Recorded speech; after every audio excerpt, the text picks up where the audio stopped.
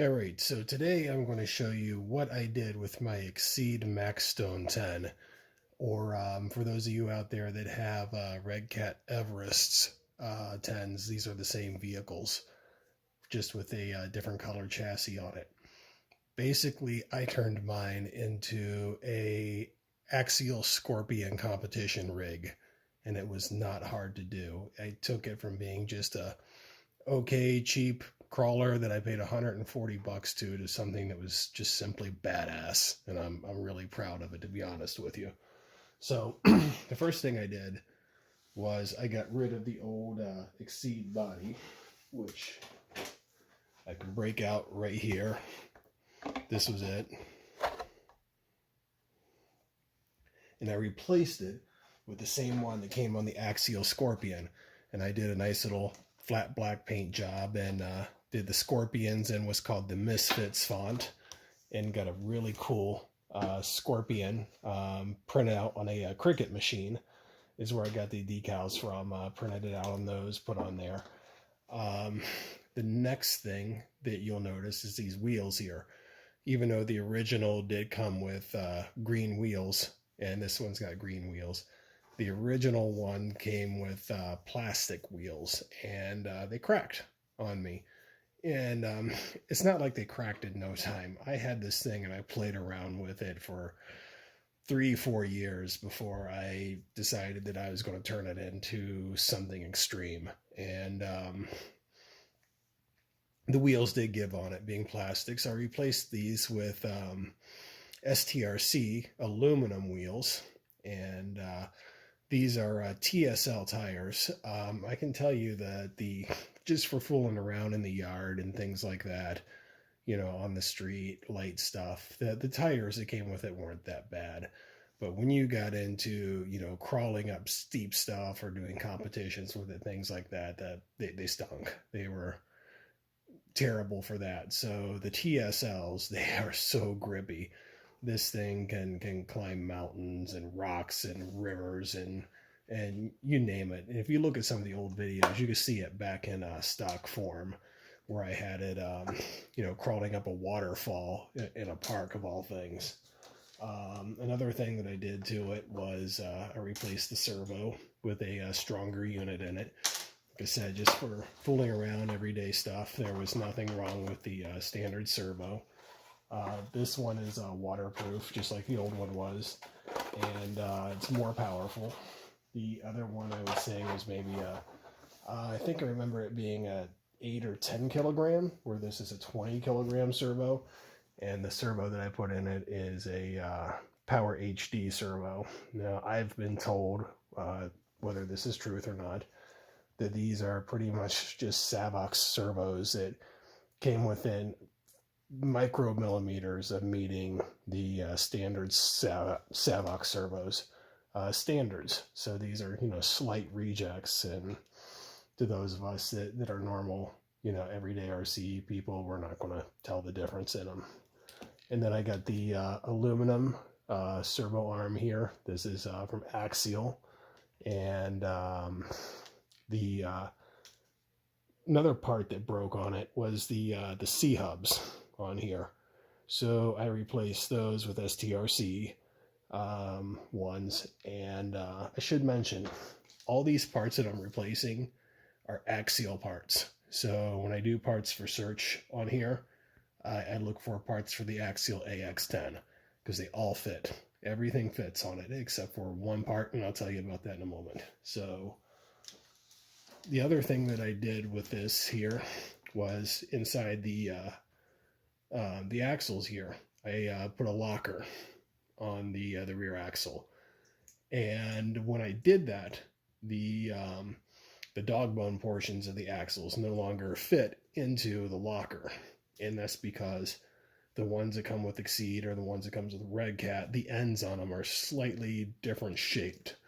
So if you really wanted to, you could grind away with them with a Dremel or what have you, and get them to fit. But why not spend $7 and get the Axial ones?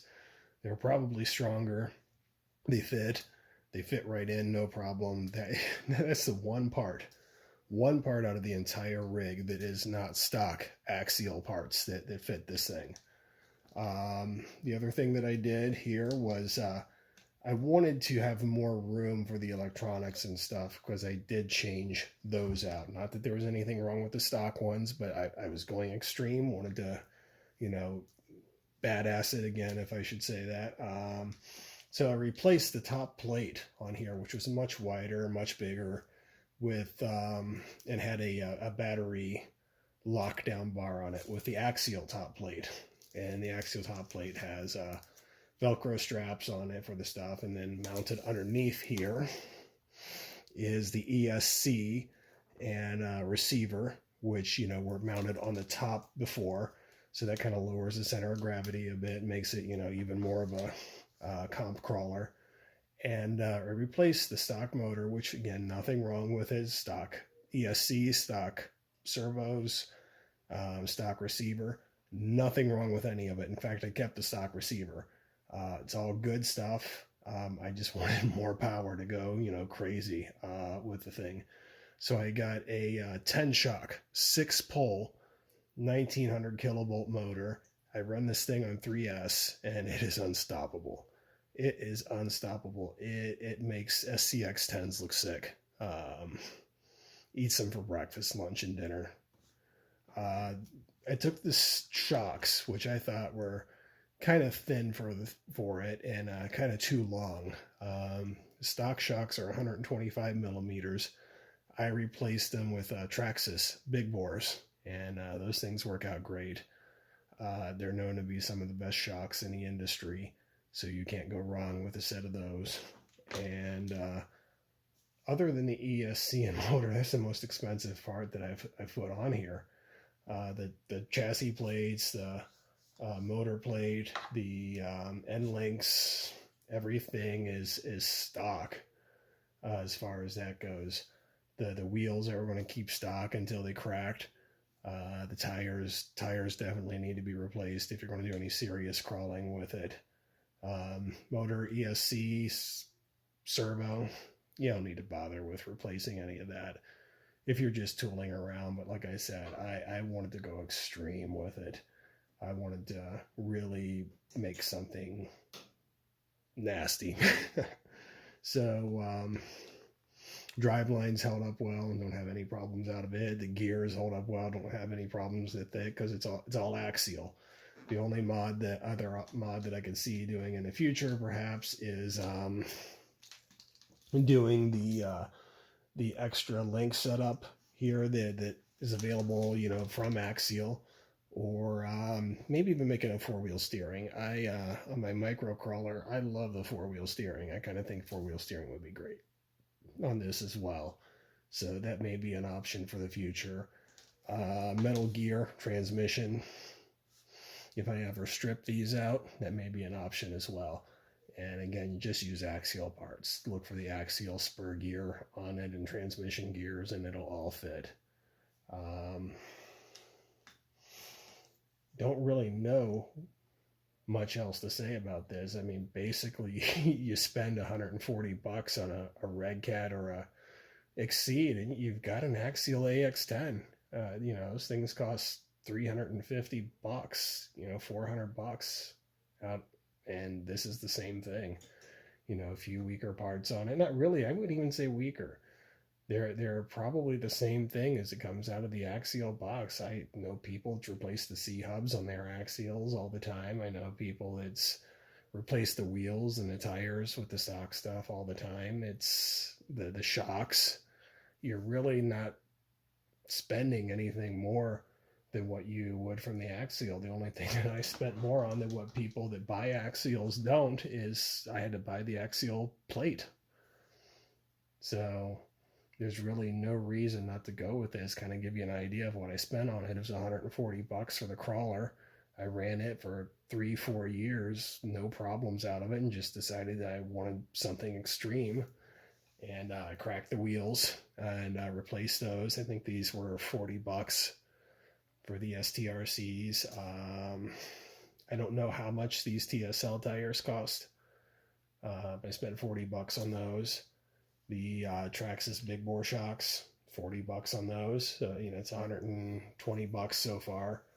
The top plate here, the motor and electronics plate, 10 bucks. The servo, 25 bucks.